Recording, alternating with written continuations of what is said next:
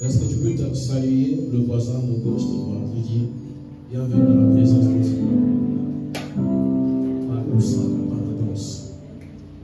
Alors, Jacob Sikatena, étudiant en médecine, pour ne pas exagérer, étudiant en médecine seulement. Sinon, on sera dans les extravagances. Nous ne voulons pas être pierre d'achoppement. Amen. Assistant de paroisse, profession du jour. Alors, l'honneur des choix de nous apporter la parole aujourd'hui. Nous voulons aujourd'hui lancement pour allô. Nous voulons partir des axes de l'année qui parlent. Nous voulons partir. Vous m'entendez très bien? Yes. Moi, je peux faire sans micro, hein, donc. Oui. Alors, nous voulons partir dans des axes de l'année qui parlent d'une vie de fidélité à Dieu qui nous permet de saisir ses promesses. On va partir de cet axe pour ressortir le thème d'aujourd'hui. L'axe dit une vie de fidélité à Dieu qui nous permet de saisir des promesses. C'est comme si on nous disait que pour arriver aux promesses, il faudrait emprunter le chemin de fidélité. Quelqu'un est en train de me suivre? Allons lentement et puis quand on va décoller, nous ne serons pas dépaysés.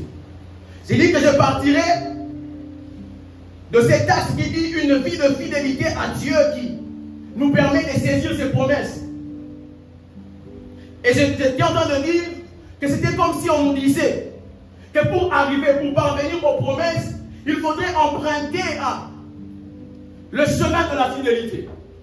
Pour parvenir aux promesses, il faudrait emprunter le chemin de la fidélité. Mais en réalité, c'est quoi être fidèle? Soyez avec moi aujourd'hui. Être fidèle, c'est rester constant. Le premier mot qu'on va retenir, c'est cela. Être fidèle, c'est rester constant, loyal et engagé. Constant, loyal et engagé envers une personne, une cause, une conviction. Soulignez avec moi, même quand il y a des difficultés ou des tentations de changer, on reste constant, loyal et engagé, même quand il y a des difficultés ou des tentations de changer. Cela veut donc dire que le chemin qui mène à la matérialisation des promesses nécessite une attitude de constance, de loyauté et d'engagement. Je répète, le chemin qui mène à la matérialisation des promesses nécessite une attitude de constance, de loyauté et d'engagement. On se pose la question de savoir c'est quoi la constance, c'est quoi la loyauté, c'est quoi l'engagement. L'introduction de la prédication est très difficile. La constance, c'est le fait de rester dans les mêmes attitudes. Le fait de rester le même dans ses attitudes, plutôt. C'est le fait de rester le même dans ses attitudes, ses sentiments ou ses actions. Soulignons ça, sans se laisser trop influencer par les circonstances. Amen. On est constant lorsqu'on reste les mêmes dans nos attitudes, dans nos sentiments et dans nos actions, sans laisser aucune circonstance nous influencer. Vous comprenez donc avec moi que pour arriver aux promesses, il faudrait garder les mêmes attitudes, rester les mêmes dans ses actions, sans être influencé par les circonstances. Oh, combien de fois, les circonstances de la vie nous ont influencés jusqu'à nous mener hors de commission. Combien de fois les circonstances, les situations difficiles nous ont amenés à abandonner le Seigneur. La constance qui mène vers la matérialisation des promesses est celle qui garde la même morale, le même mental quand vient l'adversité. Je suis en train de continuer comme le message du dimanche. Vous savez que Dieu est fidèle, mais comment il sait que nous sommes fidèles? Lorsque nous gardons les mêmes attitudes quand vient l'adversité, nous restons constants dans notre marche avec le Seigneur. Aucune circonstance n'a le droit de venir changer nos actions dans une condition, nos actions dans une église. C'est là que nous sommes constants. Avons-nous des gens qui sont constants à l'église du Seigneur? Avons-nous des gens qui sont constants dans les commissions? Avons-nous des gens qui servent Dieu même lorsqu'ils ont perdu leurs parents? Avons-nous des gens qui viennent à la répétition même lorsqu'ils ont invalidé leur cours? Avons-nous des gens comme ceux-là? On se pose des questions de savoir comment rester les mêmes dans ses attitudes, ses sentiments et ses actions. Comment ne pas être influencé par les circonstances de la vie humaine que nous sommes. Regardons le livre de Actes chapitre 16. Actes chapitre 16. Verset 23, verset 25. C'est une histoire que nous connaissons déjà. Je voudrais tirer notre attention sur quelque chose. La Bible dit après qu'on les eut chargés de coups. Quand on dit chargés de coups, ça veut dire que vous comprenez. Amen. Après qu'on les eut chargés de coups, ils les jetèrent en prison en recommandant aux geôliers de les garder sur eux. 24. Les geôliers ayant reçu cet ordre les jetèrent dans la prison intérieure et leur mit les ceps aux pieds. 25. Vers le milieu de la nuit, Paul et Silas priaient et chantaient les louanges de Dieu. Et les prisonniers les entendaient. C'est que vous ne l'avez pas encore fait. Je vous mets dans le bain. Ces gens étaient en train de partir dans un lieu de culte. Vous connaissez Acte 16. Paul et Silas se rendent vers un lieu de culte. Il y a comme une femme ayant un esprit de divination. On dit Python parce que c'est la divinité qui représente la divination. Lui, c'est quand on dit Python. Une femme, une servante ayant l'esprit de Python était en train de crier derrière. Ces hommes sont les serviteurs de Dieu vivant. Ces hommes sont les serviteurs de Dieu vivant. Elle ne l'a pas fait seulement une seule fois, elle l'a fait plusieurs fois. Et la dernière fois qu'elle avait fait, Paul s'est tourné vers elle et lui dit: l'esprit qui t'anime doit être chassé. Et l'esprit qui animait cette femme était sorti. Mais parce que c'était une esclave qui par divination rendait des intérêts à ses propriétaires. La Bible dit ses propriétaires fâchés ont pris Paul et Silas, les ont chicotés et les ont balancés en prison. Si Paul était là avec nous, on lui demanderait dans Acte 16 pourquoi on vous a fouetté. Parce qu'on a chassé un démon. Ça n'a pas commencé aujourd'hui. Ou on vous fouette, on vous met en prison parce que vous avez chassé un démon. Mais il y a une chose que nous devons retenir dans cette histoire, c'est que malgré les coups, malgré le fait qu'ils ont été chargés des coups, malgré le fait, je ne sais pas s'ils ont gardé leurs habits, les habits étaient déchirés, malgré le fait qu'ils ont été insultés, la Bible dit vers le milieu de la nuit, de cette même journée où ils ont été chargés des coups, lapidés, la Bible dit, Paul et Silas priaient et chantaient les louanges de Dieu. Ils n'ont pas été influencés par les circonstances de la vie. Ils n'ont pas laissé ces circonstances les abattre. Pourquoi? Parce qu'ils ont préféré adopter une attitude de louange et d'adoration. Vous comprenez donc avec moi que la louange et l'adoration sont ces instruments qui nous permettent de garder les mêmes attitudes sans être influencés par les circonstances de la vie. C'est quoi la louange et c'est quoi l'adoration? Ces instruments qui nous permettent de garder les mêmes attitudes lorsque les circonstances de la vie nous fouettent. La louange, c'est quoi? La louange, c'est dire des choses qui se concentrent sur sa puissance et ses capacités. Ces choses qu'il a déjà fait ou qu'il est capable de faire. Dire des choses qui se concentrent sur sa puissance et ses capacités. Ces choses qu'il a déjà fait ou qu'il est capable de faire. Exemple, Père, je te loue, puisque tu es celui qui me délivre de la force polio. Alors que la vie te fouette, la traduction, l'expression de cette souffrance est la louange et l'adoration.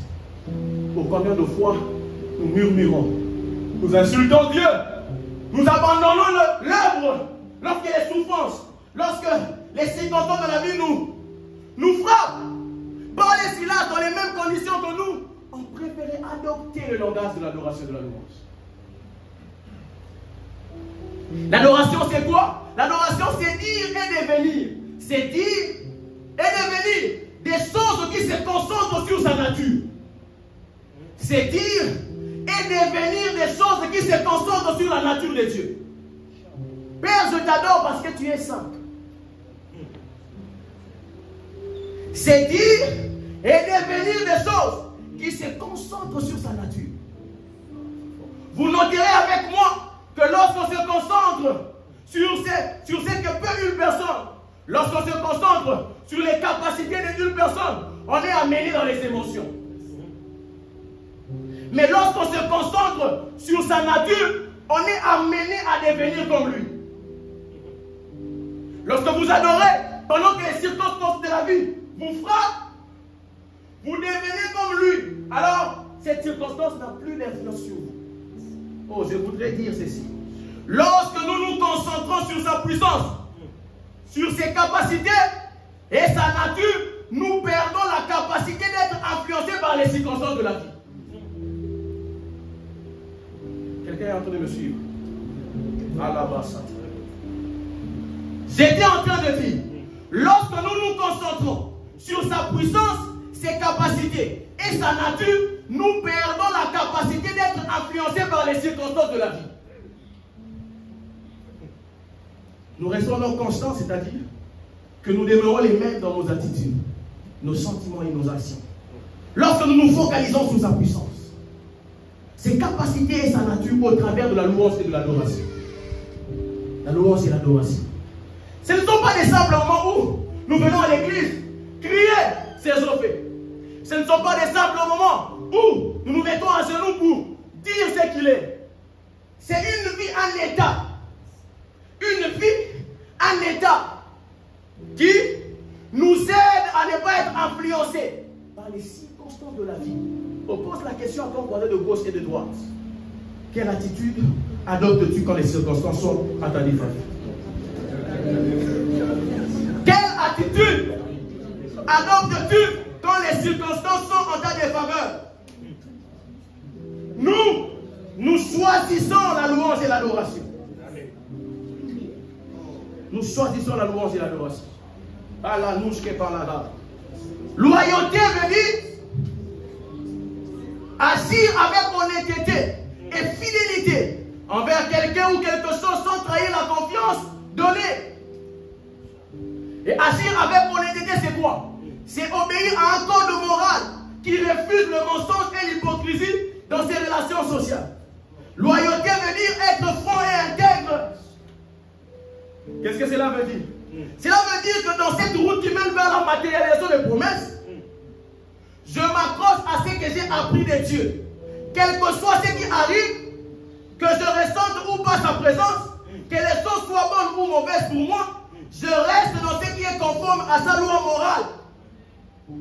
Et je ne permets à rien, même pas au manque, de venir me donner les arguments de le trahir. Vous savez, le manque d'argent peut nous donner les arguments de trahir le Seigneur. Vous savez, la validation dans notre faculté peut nous donner les arguments de trahir le Seigneur. Maintenant, dans la loyauté, nous préférons ne pas trahir le Seigneur, même quand on a invalidé les cours. Nous préférons de ne pas trahir le Seigneur, même lorsque tout va mal. Même lorsque j'ai perdu un parent, j'ai perdu un grand frère. Nous préférons ne pas trahir le Seigneur. Combien de fois nous avons donné au manque d'argent les arguments de trahir Dieu? Combien de fois nous avons donné à l'échec les arguments de trahir notre Dieu? Parce que je n'ai plus d'argent pour s'occuper de moi, alors je m'adonne à la prostitution. Parce que je n'ai nulle part où aller, alors j'entre en concubinage. Des réalités du moment qui nous ont séparés de l'amour de Dieu. Des réalités du moment qui nous séparent de l'amour de Dieu. Oh mon Dieu, j'aime Paul lorsqu'il écrit au Romains chapitre 8, verset 35, il dit ceci. Il dit, qui nous séparera de l'amour de Christ? Sera-ce la tribulation ou l'angoisse ou la persécution, ou la faim ou la nudité, ou le péril ou l'été? Vous remarquez avec moi que la loyauté est proportionnelle au degré d'amour que nous avons pour Dieu. Je répète ça. Je suis en train de dire ceci. Que la loyauté est proportionnelle au degré d'amour que nous avons pour Dieu. C'est-à-dire ceci. C'est-à-dire, plus nous l'aimons, moins nous le trahissons. Plus nous l'aimons, moins nous le trahissons. Moins nous l'aimons, plus nous le trahissons. Vous comprenez avec moi que l'amour est donc le pilier de la loyauté. Notre fidélité envers lui est éprouvée par notre degré de loyauté. Il éprouve notre fidélité à lui par notre degré de loyauté. Notre degré de loyauté. Vous comprendrez par la suite. Je suis en train d'aller vers le thème. Vous comprendrez par la suite qu'il s'organise à créer des circonstances pour éprouver notre loyauté. Pas pour lui donner une information parce qu'il sait combien tu n'es pas loyal. Mais pour te donner une information sur ton manque de loyauté. Et aussi nous donner l'information sur l'état de notre amour pour lui. Allons dans l'engagement, si tu viens entrer dans ma prédication. Là, je ne suis pas en train de prêcher. Nous sommes d'arranger notre cœur pour la prédication. L'engagement, troisième chose. J'ai dit que dans le chemin de la fidélité, il faut constance, loyauté et engagement. C'est quoi l'engagement? C'est la décision ferme de s'impliquer activement dans une relation. C'est la décision ferme de s'impliquer activement dans une relation, une mission ou une cause, et de tenir cette décision sur la durée. C'est que vous n'avez rien compris, c'est pas grave, allons-y. C'est ce que signifie porter sa croix, simplement. Je vous explique. Prendre son oui pour oui jusqu'au bout, quelles que soient les tournures. C'est cela l'engagement. Prendre son oui pour oui, quelles que soient les tournures. Ce n'est pas parce que j'ai échoué que je vais venir pleurer au lieu de prêcher. On peut faire les deux. Il y avait un jour, j'ai laissé mon sac dans un taxi. Mon sac contenait cette tablette, toutes mes cartes, mon passeport, et même l'argent de l'église. J'ai laissé dans un taxi. Et c'était après un cours de baptême. On était même avec bonheur, il n'est pas là aujourd'hui. J'ai laissé mon sac dans un taxi. Dans la semaine qui a suivi, on devait avoir veillé. Je devais diriger 7 heures de prière et 2 heures la nuit. Je suis venu, j'ai fait le travail, tout même avec le frère Willy, je pense, dans la prière. Et c'est là que je lui ai dit que non, j'ai laissé mon sac. Il m'a dit, mais comment tu peux garder, tu peux venir prier comme si de rien n'était. Pourquoi tu es allé jusqu'au bout de cette veillée? Et parce que mon oui reste oui, quelles que soient les tournures. Est-ce que votre oui reste oui dans votre engagement dans une commission? Votre oui reste oui dans votre façon de marcher avec le Seigneur, dans votre intimité et dans son église? Ou ça dépend des tournures. Lorsque nous sommes dans les bonnes tournures, nous sommes prompts à venir louer. Lorsque nous sommes dans les mauvaises tournures, nous sommes prompts à regarder Netflix à la maison. Que ton oui soit oui, que ton non soit non, tout ce qui vient après est dit. Combien de fois avons-nous abandonné l'œuvre de Dieu puisque nos études n'allaient plus bien, puisqu'un des parents est décédé, puisqu'on n'a pas l'argent de transport pour venir à l'église, puisque nous avions eu un différend avec un frère ou une soeur, puisque les responsables nous ont mal parlé, puisque le pasteur au cours d'un entretien a touché un point sensible. Combien de fois nous avons simplement laissé tomber? Puisqu'aller à Saïdia pour le corps de cétacés était plus important. Plus important que venir à la répétition. Vous comprendrez avec moi que l'engagement est proportionnel à la connaissance de celui pour qui nous nous sommes engagés. Et cela se traduit par quoi? Par la qualité du service que nous lui rendons. Tu ne m'as pas bien compris. Mais ce n'est pas grave. Je suis en train de courir derrière le temps. On a eu déjà des différends avec le frère. Bientôt il va m'emmener ça, il te reste 5 minutes. Plusieurs d'entre nous ne savons pas que nous nous sommes engagés pour le Seigneur. Si nous le savons, nous ne viendrons pas un samedi pour le chant. Hein. Sans avoir appris les chants, il vient, il est tranquille. Nous ne viendrons pas un samedi sans avoir appris les chants. avons à travailler nos voix. Nous ne viendrons pas dimanche prêcher sans avoir eu le temps d'en préparer sérieusement. Pourquoi? Puisque l'engagement se mesure par la qualité du rendu. L'engagement se mesure par la qualité du rendu. Vous savez, c'est différent du pays. Hein. Au pays, tu prêches tout le monde. Les gens qui ne sont pas intelligents, les vendeurs de braises. Ici, tu prêches les gens intelligents. Hein? Un minimum de respect pour les gens intelligents. C'est-à-dire que si tu dis des choses comme ci, comme ça, on va te prendre mon frère. L'engagement se mesure par la qualité du rendu. On saura même que toi, tu n'étudies pas tes cours. Si la prédication est comme ci, comme ça, c'est que même tes courses, on n'est pas... Voilà. 1 Corinthiens chapitre 3, verset 11 à 15. Regardez avec moi ceci. Car personne ne peut poser un autre fondement que celui qui a été posé, savoir Jésus-Christ. Or, on a tous un seul fondement à l'église ici. Jésus-Christ, n'est-ce pas? Regardons la verset ici. Or, si quelqu'un bâtit sur ce fondement, sur Jésus-Christ, avec quoi? Avec de l'or, de l'argent, des pierres précieuses, du bois, du foin, du somme, l'œuvre de chacun sera comment? Stop là-bas. C'est-à-dire quoi? On a tous le même fondement qui est Jésus-Christ. Mais on n'utilise pas la même matière pour construire les siens. C'est ce qui fait notre différence. Est-ce que quelqu'un est en train de me suivre? L'engagement se mesure par la qualité de quoi? Quand tu construis quelque chose avec de l'or, ça sera la même chose que quelqu'un qui construit avec du bois. Jamais. Quelqu'un est en train de me suivre maintenant.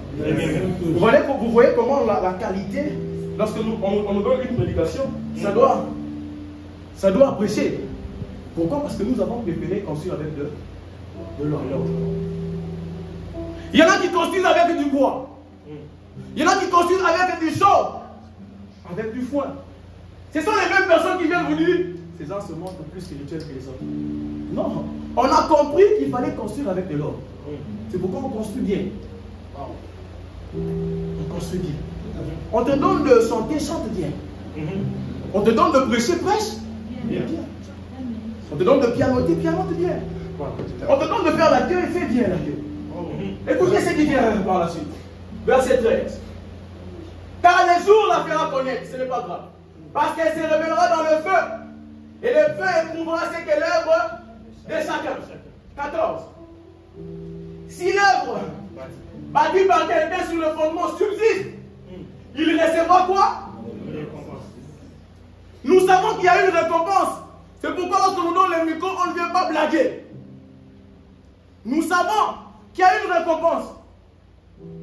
C'est parce que il y a une récompense que lorsqu'on nous donne, on nous donne. À qui ça on appelle ça quoi? L'opportunité. Voilà, l'occasion. Il y a un mot à Lingala, mais vous n'allez pas comprendre ça. Hein? C'est ça me fait du bien ce mot. Non, regardez ça. Pour le kilo. En donnant l'opportunité, mais frappe bien. Pourquoi? Parce qu'il y a une récompense. Vous savez, celui qui a dicté la parole est Dieu. Quand il vous dit qu'il y a une récompense, pensez à la récompense que Dieu peut donner. Si le roi vous dit qu'il a une récompense pour vous, combien sera votre joie? Parce que par rapport à ses richesses, à ses capacités, cette récompense-là peut changer votre vie. Maintenant, encore même plus forte raison, Dieu, qui vous dit que si vous construisez avec de l'or, il y a une récompense. Dis à ton voisin, laissez-nous servir le Seigneur.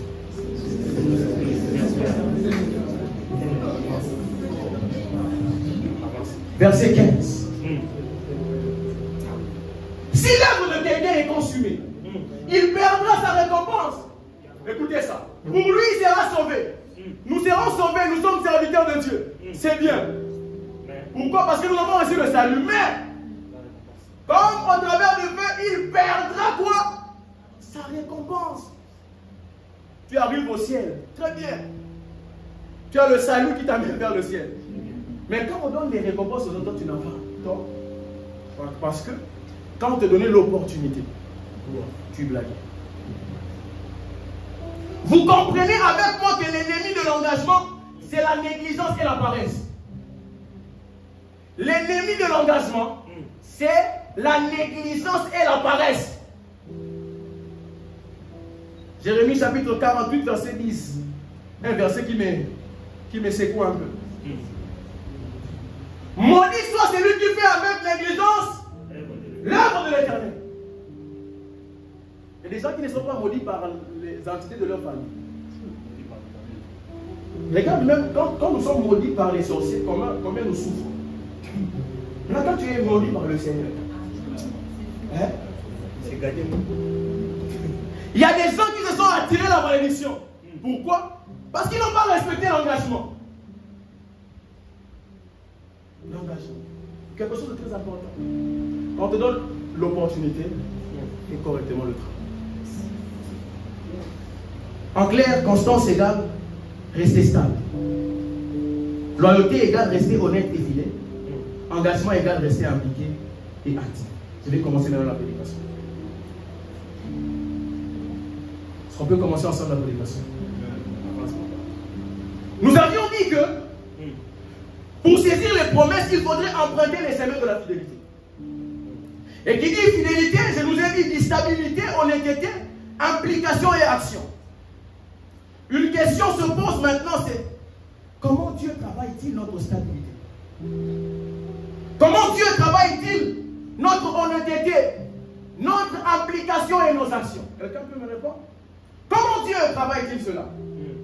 Pour savoir que nous sommes constants, nous sommes loyaux et engagés, il faudrait qu'on nous mette dans certaines circonstances, certaines épreuves, certaines conditions, qu'on nous fasse passer par certains chemins, que nous suivons un processus que nous appellerons aujourd'hui les ténèbres de Dieu. Qu'est-ce qu'on voit les ténèbres de Dieu? Ah, je voulais qu'on éteigne la lumière pour que ça fasse ténèbres. Merci. Les ténèbres de Dieu. Les ténèbres de Dieu. Les ténèbres de Dieu. On va regarder rapidement 4 passages. Nous sommes plongés dans les ténèbres, n'est-ce pas? Restons dans le ténèbre. On va regarder rapidement 4 textes dans la version Martin. Exode chapitre 20, verset 21, la version Martin. Vous avez déjà lu ça? Oui. Exode 20, 21, 2 Samuel 22, 12. Ésaïe 45, 7, 1 roi 8, 12. Ce sont des petites portions juste. Exode 20, 21, regardez. Le peuple donc s'étend loin, mais Moïse s'approcha de quoi? De l'obscurité dans laquelle Dieu était. C'est pas grave. 2 Samuel chapitre 22 verset 12. Tu peux allumer juste devant ici. Non, devant ici. Merci. 2 Samuel 22 12. 2 Samuel 22 12. Et il mit tout autour de soi les ténèbres pour tabernacle, savoir les eaux amoncelées qui sont les niais de l'air. Il met tout autour de lui quoi? Les ténèbres. Les ténèbres. Isaïe chapitre 45 verset 7. Regardez. Qui forme la lumière et qui crée l'éternel. Non. Prends le verset 6 parce qu'on pensera que c'est le diable. Prends le verset 6 d'abord. Afin qu'on connaisse depuis le soleil, les vents. Et depuis le soleil couchant, qu'il n'y a point d'autre qui? D'autre diable. D'autre Dieu que moi. Je suis l'Éternel. Il n'y en a point d'autre. 7. Qui forme la lumière. Je suis l'Éternel qui forme la lumière et qui fait quoi? 1 Roi chapitre 8 verset 12. L'Éternel crée quoi? 1 Roi chapitre 8 verset 12. Alors Salomon dit, l'Éternel veut habiter dans l'obscurité. Ça c'est la volonté de Dieu. La volonté de Dieu, c'est qu'il habite où? L'obscurité. Dans l'obscurité. Dans les noirs. Vous remarquez avec moi que toute ténèbre n'est pas diabolique. Ni toute lumière n'est pas divine. Puisqu'il est dit dans le livre de 2 Corinthiens chapitre 11 verset 14. Regardez ceci. 2 Corinthiens chapitre 11 verset 14. Merci. 2 Corinthiens 11, 14. Et cela n'est pas étonnant, car Satan lui-même se déguise en ange de lumière. Tout ce qui est ténèbres n'est pas diabolique, et tout ce qui est lumière n'est pas divin. Pourquoi? Parce que même le diable peut se déguiser en ange de lumière. Donc ne soyez pas étonnés que je parle des ténèbres de Dieu. C'est quoi les ténèbres par définition? Les ténèbres, c'est l'obscurité profonde, sinistre, qui peut provoquer peur et angoisse. Les passages que nous avons vus parlent de l'obscurité. En hébreu, il y a 2 mots, arapel et rosek, qui donnent les sortes de ténèbres profondes, comme un lieu où Dieu habite, et où on peut le rencontrer. En réalité, ces passages sont en contradiction avec un passage. Je vais enlever tout ce qui est noir dans notre tête pour ne pas avoir de questions. 1 Timothée chapitre 6, verset 15 à 16. Que manifestera son temps les bienheureux seul souverains, les rois des rois et les seigneurs des seigneurs. 16. Qui seul possède l'immortalité, qui habite une lumière. Vous voyez que les 4 passages que nous avions dit sont en contradiction avec ce passage. Parce que dans ce passage, il est dit quoi? Qui habite une lumière. Il est clair qu'on nous dise qu'il habite une lumière inaccessible. Maintenant, pourquoi je nous parle aujourd'hui des ténèbres de Dieu comme un lieu où Dieu habite? Ce n'est pas une contradiction que je suis en train d'amener dans nos esprits. Je suis en train de dire ceci en réponse à cette contradiction. Je dis ceci. C'est parce qu'il habite une lumière inaccessible qu'il faut qu'il se couvre d'une mince couche de ténèbres pour venir à notre rencontre. Tu n'as pas encore compris. Puisqu'en cette lumière inaccessible, personne ne peut le voir et vivre. Exode chapitre 33, verset 20. Il dit personne ne peut me voir et vivre. Parce que personne ne peut le voir et vivre, alors il doit s'envelopper d'une sorte de ténèbres, rappelez-vous. C'est lui qui crée les ténèbres. Et il dit tout autour de lui se trouvent des ténèbres. Mais parce qu'il a la volonté de descendre et de parler à l'homme, qu'il doit se couvrir. Parce que dans la lumière inaccessible, personne ne peut le voir et vivre. C'est pourquoi aujourd'hui je nous parle des ténèbres de Dieu. 1 Jean chapitre 1, verset 5 dit ceci. La nouvelle que nous vous annonçons, c'est que Dieu est lumière et qu'il n'y a point en lui de ténèbres. Vous pouvez encore chercher ce verset pour venir avec me dire, mais regardez ce verset, j'ai tout prévu. J'ai tout prévu. Nous sommes d'accord avec l'apôtre Jean, 1 Jean 1,5, qui dit que en Dieu, Dieu est lumière et il n'y a pas en lui les ténèbres. Je suis d'accord. Est-ce que moi je dis que en Dieu il y a les ténèbres? J'ai dit tout autour de lui il y a les ténèbres et sa volonté c'est d'habiter les ténèbres. Mais en lui, réellement il n'y a pas de ténèbres. Mais c'est lui qui est le créateur des ténèbres. Quelqu'un me comprend, je peux avancer?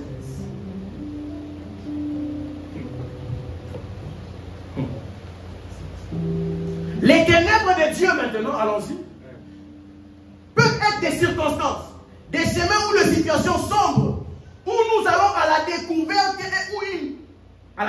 de Dieu et où il nous fait découvrir notre vrai nous. Je répète, les ténèbres de Dieu sont ces circonstances, ces chemins ou ces situations sombres où nous allons à sa découverte et il nous fait découvrir notre vrai nous. Vous savez qu'il y a un vrai vous que vous devrez découvrir dans cet endroit que moi j'ai appelé les ténèbres de Dieu.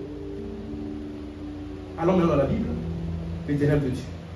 Pour Joseph, rappelez-vous les biblistes à partir de Genèse 37 jusqu'à Genèse 40 quelques. Joseph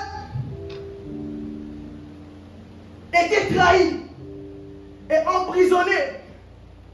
Son ténèbre c'était la trahison et l'emprisonnement. Dans cette trahison et dans cet emprisonnement, une seule chose il savait. La lune et les étoiles fléchiront les genoux. Nous n'avons pas de précision sur ce qui arrivera réellement, alors que nous sommes en train de passer par les ténèbres. D'ailleurs, la situation par laquelle nous passons ne nous donne pas un futur Dieu. Pourquoi? Parce que nous sommes comme Joseph, en train de passer par la trahison et l'emprisonnement. Je ne sais pas si c'est ton cas. Tu as été trahi par tes parents, tes amis, ton environnement. Lorsque nous passons par la trahison, toute trahison n'est pas diabolique. Hein. Je parle des ténèbres de Dieu. C'est-à-dire qu'il a mécaniquement construit une trahison pour l'amener en Égypte. Et il a mécaniquement construit un emprisonnement pour l'amener à la royauté. On est en train de dire à quelqu'un que cette trahison et cet emprisonnement t'amènera à la royauté. Vous comprenez avec moi quelque chose? La trahison et l'emprisonnement de Joseph était le chemin par lequel Dieu le préparait à devenir Tzafnat Panéach. Genèse chapitre 41, verset 45 le dit. Un chemin de trahison, je répète, et d'emprisonnement. C'est dans ces ténèbres de Dieu que nous découvrons que la trahison et l'emprisonnement peuvent nous amener à une destinée glorieuse. Qui peut croire que la trahison et l'emprisonnement peuvent amener à une destinée glorieuse? Mais pour l'instant T, lorsque nous passons par cette trahison, lorsque nous passons par cet emprisonnement, ça nous fait mal, ça nous brise. Puisque souvent ce sont des gens que nous connaissons très bien. Est-ce que c'est ton état cet avant-midi? Le Seigneur m'envoie te dire que c'est une route, c'est un chemin qui te mène tout droit vers une loyauté gouvernementale. Vous savez, ne peut vraiment être loyal que celui qui a connu la douleur de la trahison. Oh, je répète, ça c'est très joli. Ne peut vraiment être loyal que celui qui a connu la douleur de la trahison. Lorsque vous connaissez la douleur de la trahison, vous serez loyal. La trahison et l'emprisonnement est ce chemin par lequel le Seigneur nous amène à une loyauté gouvernementale. Même quand j'écrivais ça, j'ai rié. C'est bon. Pour que vous soyez loyal dans votre gouvernance, il faudrait qu'il vous fasse sentir la trahison, la douleur de la trahison et de l'emprisonnement. Pour Joseph, les ténèbres de Dieu, c'était la trahison et l'emprisonnement. Pour Israël, les ténèbres de Dieu, c'était un chemin. Regardez avec moi Exode chapitre 13, versets 17 à 18. Je suis dans le temps. Oui. Je suis plus dans le temps. Lorsque Pharaon laissa aller le peuple, Dieu ne le conduisit point par le chemin du pays des Philistins. Quoique n'est plus proche, car Dieu dit, le peuple pourrait se repentir, envoyer la guerre et retourner en Égypte. 18. Mais Dieu fit faire au peuple un détour par le chemin vers la mer Rouge. Les enfants d'Israël montèrent en armes hors du pays d'Égypte.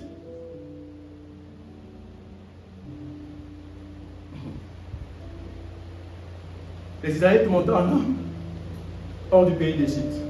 La Bible dit, il leur fit faire un tour vers le chemin du désert. Quoi qu'il y avait un chemin plus court, c'est lui qui passe par la voie des Philistins. Mais il a préféré qu'il fasse un détour vers le chemin du désert. Pourquoi il a fait un détour vers le désert? Parce qu'il s'est dit, au verset 18, la Bible le dit, parce qu'il s'est dit que le peuple pouvait éprouver des regrets face à la guerre, puisqu'ils n'ont pas la capacité de combattre. Vous n'avez pas la capacité de combattre. On vous amène dans un chemin où il n'y a pas d'eau, il n'y a pas de nourriture. Comment nous comprenons cela? En réalité, ce n'était pas de la peur physique, de l'affrontement physique. Israël était des gens très combattants, depuis que nous avons connu la Bible. C'était des combattants. Pourquoi? Pour un problème de peur, de combat, on vous amène dans un lieu où il n'y a pas d'eau, il n'y a pas de nourriture. Mais parce qu'en réalité, lui qui voit le futur, savait qu'il était question de chasser d'abord les entités territoriales des Essiens, des Girgassiens, avant d'aller combattre. Écoutez, pour les biblistes, ils le savent. La Bible dit, lorsqu'ils arrivent près des territoires des Essiens, des Girgassiens et de tous ces peuples, la Bible dit, l'ange passa devant. Quelqu'un est biblique ici. L'ange passa devant. Pourquoi? Il fallait que l'ange passe devant. Parce que le combat était d'abord terrestre. physique. C'est pourquoi le seul chemin pour lui de les préparer à une activité, à un combat spirituel, c'était le jeûne et la prière. Quelqu'un est en train de me suivre. Ils ont jeûné. Et ils pensaient qu'ils allaient se battre avec les Essiens. Ils pensaient qu'ils devaient se battre avec les Dircassiens. Alors que ces gens avaient des entités. Rappelez-vous du jeûne de Daniel. La Bible dit l'ange était envoyé depuis le premier jour que Daniel était en train de jeûner. Mais retenu par les princes de Perse. Les princes de Perse n'ont jamais été des gens d'une spiritualité positive. Mais ce sont des gens qu'on adore ici comme des idoles qui sont représentés dans ce cosmos que l'autre nous avait envoyé à l'intercession. Ces ciels cosmologiques contenant ces êtres qui peuvent retenir les anges puisque n'étant pas dans leur juridiction.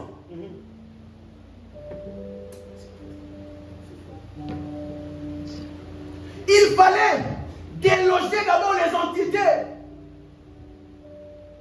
Pour cela, il faut jeûner. Rappelez-vous de Matthieu combien? Matthieu chapitre 17, verset 21. Regardez ceci. Il dit, mais cette sorte de démon ne sort pas. Ça explique ce verset dans l'Ancien Testament, n'est-ce pas? Il fallait les emmener au désert pour qu'ils apprennent le jeûne et la prière. Parce que le combat, Éphésiens chapitre 6, vous n'avez pas à lutter contre eux. Le combat n'était pas avec la chair et le sang. Le combat était avec les entités des Essiens. Il fallait déloger d'abord. Ensuite, combattre. Puisque lorsqu'on enlève la spiritualité, le combat devient facile. Vous luttez en vain parce que vous n'avez pas encore compris que le combat commence et d'abord gagner sur le plan spirituel. Les schémas, à l'ous, les ténèbres de Dieu vous enseignera le jeûne et la prière afin de renforcer votre esprit au combat spirituel. C'est fort.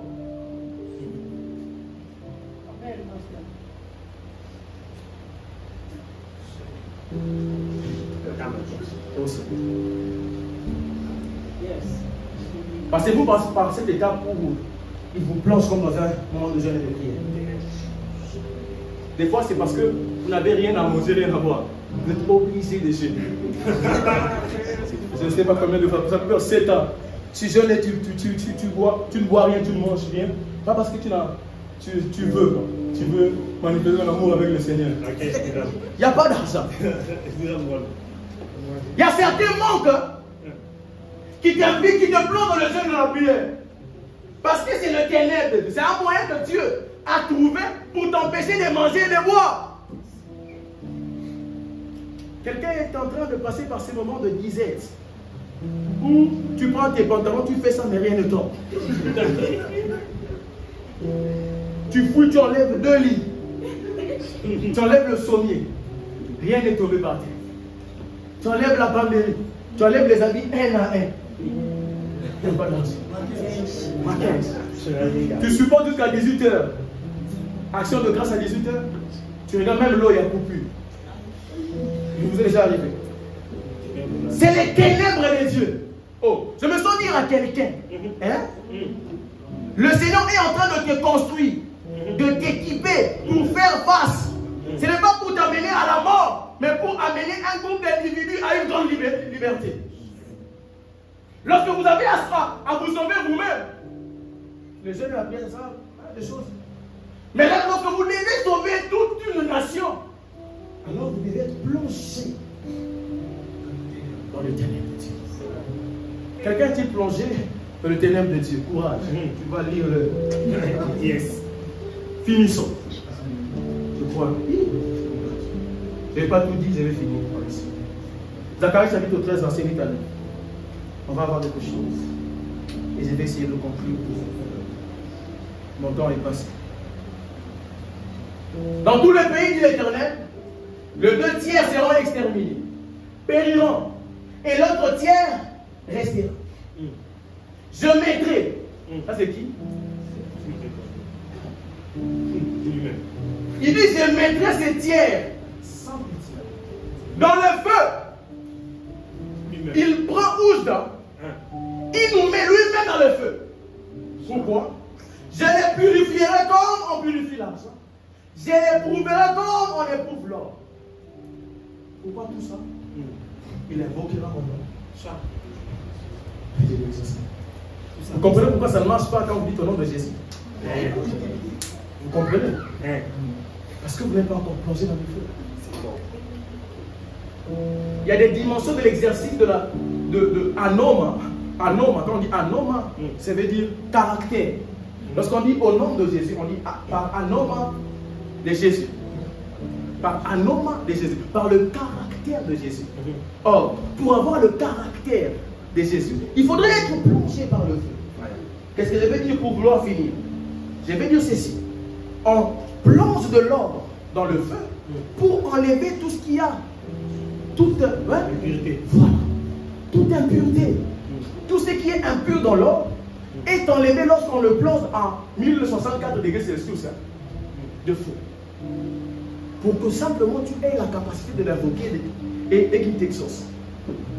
Y a-t-il des impuretés dans notre vie?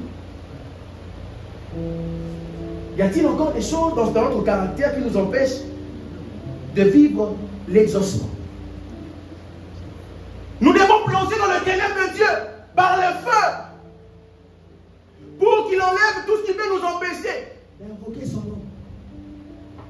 Remarquez, il y a des gens qui invoquent le nom, au nom de Jésus, le démon ne quitte pas seulement, il fouille. Il peut prendre le train par. Des gens qui invoquent le nom de Jésus. 18 heures du temps. Le démon le regarde. Parce que lorsqu'on dit un nom de Jésus, on dit par le caractère de Jésus. C'est-à-dire, lorsque vous vous adressez au diable ou au démon, en utilisant le nom de Jésus, il n'est pas en train de vous, il n'est pas en train de regarder votre jeûne ou votre prière. Il est en train de regarder les caractères de Jésus en vous. Yes. Yes. Il les plonge dans le feu pour qu'ils invoquent les noms. Quelqu'un a-t-il besoin d'invoquer puissamment le nom de Jésus? Alors ne refuse pas les ténèbres de Dieu. Les ténèbres de Dieu est ce feu dans lequel on te plonge pour que le nom de Jésus fonctionne à tout prix. On s'est rendu compte que Dieu exauçait toujours Jésus. Je me dis, comment il fait? Apprends-nous à prier. Comment tu fais pour qu'on t'exauce toujours? Mais parce qu'il a été plongé. Philippiens chapitre combien? Chapitre 2. Merci au modérateur, il a dit. Verset 5 à 9. Il dit, et là en vous les sentiments qui étaient en Jésus-Christ, lesquels existant au fond de Dieu n'ont pas regardé comme une croix arrachée d'être égal avec Dieu. Mais c'est depuis lui-même en prenant une forme de serviteur, en devenant semblable aux hommes et ayant paru comme un simple homme. Il s'est humilié lui-même, s'est rendu obéissant jusqu'à la mort, même jusqu'à la mort à la croix. 9. C'est pourquoi aussi Dieu l'a souverainement élevé. Je ne suis pas là-bas, je suis ici. Et il lui a donné le pour qu'on lui donne le nom, pour que son nom soit opérationnel sur la terre. Que tout genou fléchisse et toute langue confesse. Il fallait qu'il soit plongé dans le feu. Il fallait qu'il soit plongé dans le feu. C'est le feu qui a rendu le nom de Jésus puissant sur la terre. Vous voulez être grand et puissant? Vous voulez invoquer le nom de Dieu et être exaucé? Alors, acceptez les ténèbres de Dieu. Acceptez les ténèbres de Dieu. Par le feu, je voudrais relever toute circonstance ou situation dont l'objectif est de travailler notre caractère. Il y a des choses en nous que nous trouvons normales, innées, jusqu'à ce que le feu arrive. Oh, ce n'était pas normal ce langage. Ce n'était pas normal ces sensations. Ce n'était pas normal cette façon de voir. Parce que le feu est arrivé. Le feu met à l'aise tout ce qui n'est pas normal. Mal à l'aise. Le feu met mal à l'aise tout ce qui n'est pas normal. Pour que le feu de Dieu te mette mal à l'aise, c'est avant-midi au nom de Jésus. Au nom de Jésus. Au nom de Jésus. 1 Pierre chapitre 1 verset 6 à 7 et on finit. Regardez. C'est là ce qui fait votre joie. Quoique maintenant, puisqu'il est fort, vous soyez attristés pour un peu de temps par 7. C'est ce qui m'intéresse.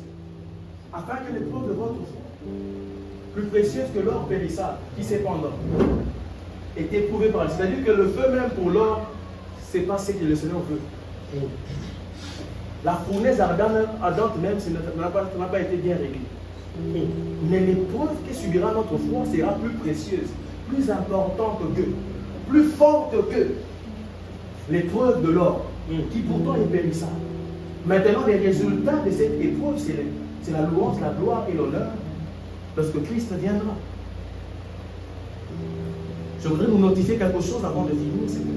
Quand on dit épreuve de notre foi, on veut simplement dire ensemble des essais, ensemble de tests que doit subir notre foi afin de nous donner une information sur sa valeur et sa qualité. Nous avons nous-mêmes, ma foi est comme ci, comme ça. Voilà. Tu passes par une situation, ta foi est, tu n'as pas cru au Seigneur. Jusqu'à ce que tu vois des choses se normaliser. Ma foi vraiment est. Ma foi est comme ci, comme ça. L'épreuve de feu a une finalité. Donner une valeur ajoutée à ce que l'or était avant. Donner un prix élevé à ce qu'il valait avant. Oh, je me sens dire à une personne qui passe par cette épreuve, qui s'est traduite par l'inconfort sur tous les plans, ceci. On va lire l'heure. Mais tiens bon, il y a une valeur ajoutée qui t'attend. C'est fort. Oh, je me sens dire à quelqu'un, nous serons tous de l'or. Mais tous ne porteront pas le même prix. Puisqu'il y en a qui préféreront aller jusqu'à la fin du processus, d'autres qui arrêteront le processus. Donne-moi Hébreux 10, verset 38, ce n'est pas là-bas. Qu'est-ce que ce n'est pas là-bas? Tu vas lire le. Ça vient de me venir. Et puis je vais conclure. Ça vient de me venir. Hébreux chapitre 10. On commence par le verset 37 jusqu'au verset 39. 37, verset 39. Verset 10, 37 à 39. Voilà. Encore un peu de temps. Encore un peu de temps.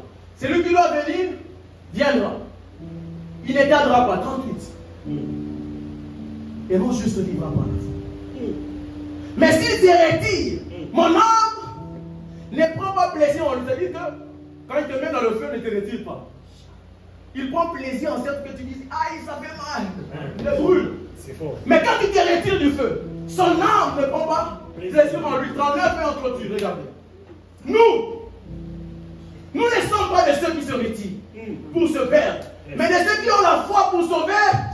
Amen. Nous ne sommes pas de ceux qui se retirent. Lorsque la douleur est là, on est là. Amen. Qu'on mange ou qu'on ne mange pas, on est là. Qu'on nous insulte ou pas, on est là. On est là. On restera là. Parce qu'on a compris que si nous nous retirons, il ne prendra pas plaisir à nous. Nous allons aller de l'avant avec la foi pour sauver notre âme, afin d'être récompensés. Donnez la conclusion et finissons. Il est 11h51. Conclusion, on va lire nous tous. Pour saisir les promesses de Dieu, nous sommes appelés à passer par un chemin rocailleux. Un chemin rocailleux, rempli d'épines, qui est trop sombre, qu'on a résumé par les ténèbres de Dieu. Par ce chemin, il nous apprend à être constant, loyal et engagé, et nous assure de sa présence, selon qu'il est dit dans le livre d'Ésaïe, chapitre 43, verset 2. Ésaïe, chapitre 43, verset 2. Si tu traverses les eaux, oh, je serai avec toi. Amen. Il va te dire ce soir, malgré que lorsque tu seras en train de passer par les ténèbres, qu'il sera avec toi. Amen. Oh, j'ai dit qu'il sera avec toi. Amen. C'est d'où son nom Emmanuel, le Dieu qui sera, qui est toujours, qui mène sa vie avec nous. Lorsque nous ne mangeons pas, il ne mange pas. Lorsque nous ne buvons pas, il ne boit pas. Lorsque nous combattons, il combat avec nous. Il dit, si tu traverses les eaux, je serai avec toi. Et les fleuves, ils ne te submergeront point. Si tu marches dans le feu, regardez ceci. Il te plonge dans le feu. Pas pour que tu le brûles. Il ne te plonge pas seul. Il vous plonge ensemble avec lui. Il dit, lorsque nous serons plongés avec lui dans le feu, nous ne brûlerons pas. Et la flamme ne nous s'embrasera pas. C'est fini, que le Seigneur bénisse sa parole. Amen.